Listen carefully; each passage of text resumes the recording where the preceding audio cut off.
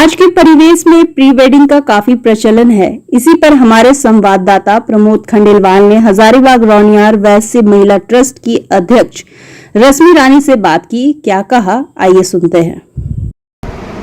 झारखंड के हजारीबाग की बात करें और आज ऐसे शख्सियत के साथ बैठे जो एक मां का फर्ज तो निभा ही रही है, साथ ही साथ एक बेहतर शिक्षक, गृहिणी, इसके अलावा समाज सेवी का भी फर्ज निभा रही है। तीनों कैसे निभा पा रही है, आज इनसे जानना चाहेंगे।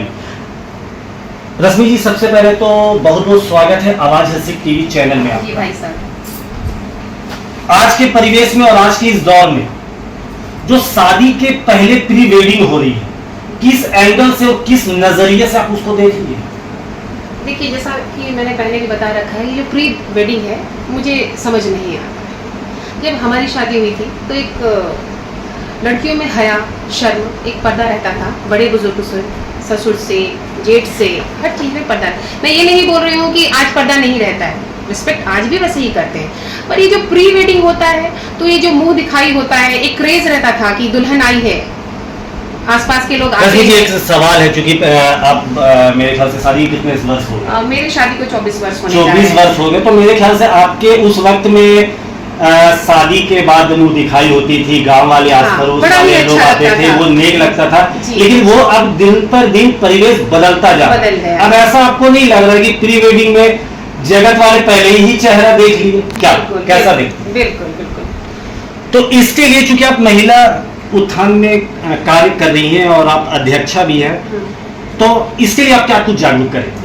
मैं तो बस यही बोलूंगी कि आजकल के बच्चे प्री वेडिंग कर रहे हैं और हम लोगों को लगता है शायद हम उन लोगों को रोक भी नहीं पाएंगे, जैसा आजकल का दौर और जनरेशन चल रहा है।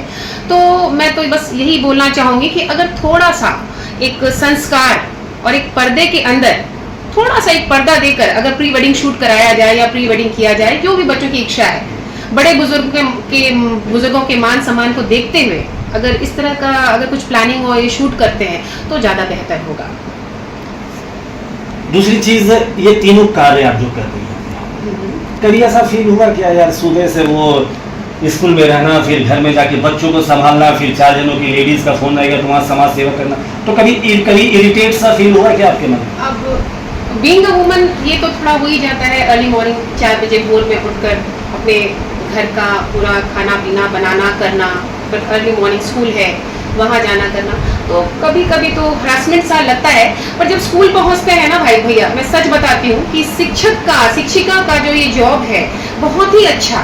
कहते हैं ना, जो teaching is a legend profession कहा जाता है, बड़े लोगों के मुंह से मैंने सुना है। यहाँ पे सच में बेहतर शिक्षक, क्योंकि आप जाने जाते हैं, शिक्षकों से क्या कुछ अपील करना चाहिए? मैं तो कुछ टिप्स देना चाहेंगे? मैं तो टिप्स यही दूंगी कि जो भी हम लोग एक्सप्लेन करते हैं, दिल से एक्सप्लेन करते हैं, मतलब पहले उसको हम लोग पढ़ के जाते हैं। उसके जब तक हमें खुद को उस चीज के बारे में नॉलेज नहीं रहेगा पूरी तरह से, तब तक हम बच्चों को उस तरह से एक्सप्लेन नहीं कर पाएंगे। तो सबसे पहले किसी भी टॉपिक को पढ़ाने से पहले हम लोग उसकी पूरी जानकारी रखते हैं। और जहाँ तक कि 24 साल हो रहा है मुझे इस तरह टीचिंग प्रोफेशन में, तो कुछ ऐसा हो, experience is the best teacher कहा जाता है।